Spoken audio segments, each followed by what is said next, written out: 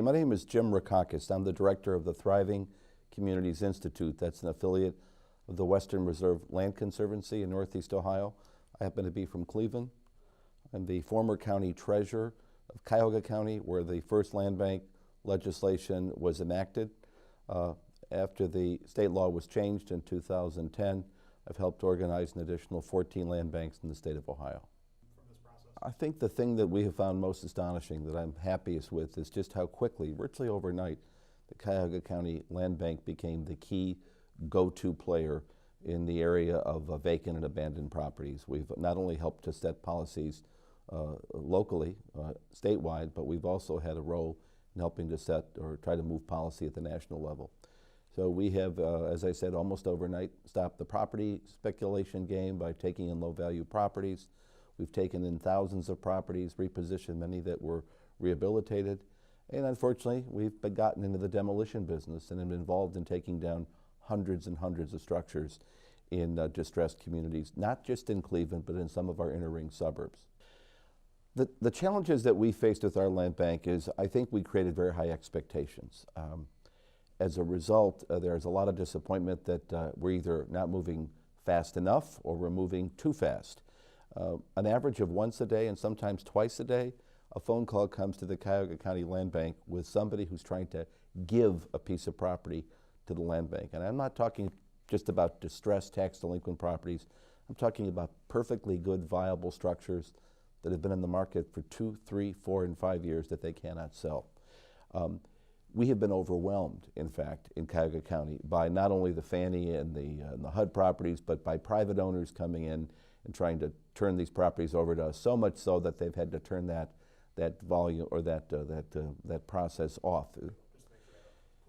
In implementing a land bank, in proposing a land bank, you need buy-in from key stakeholders, and you have to start, for example, with the largest city within your county.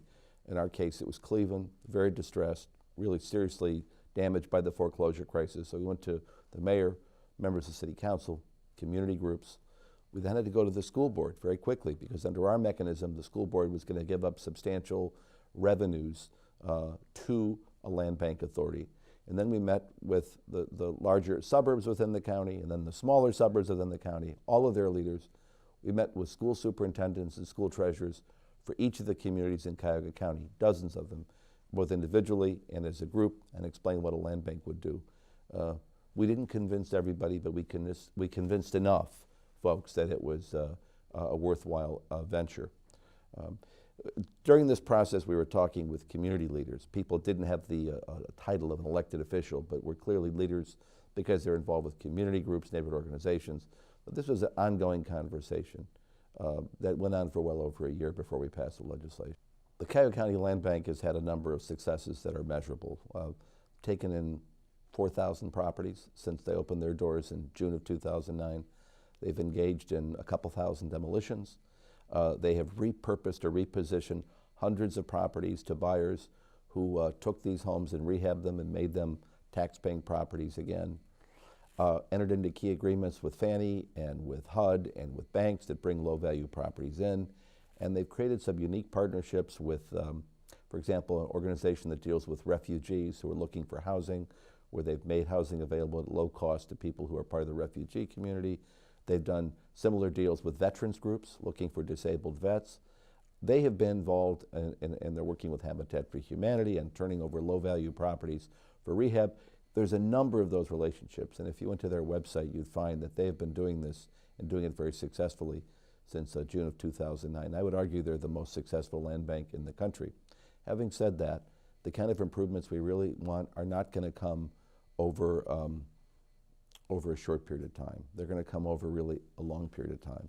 The distress facing cities like Cleveland didn't happen overnight. So land banks are not an overnight solution. They're an overtime solution.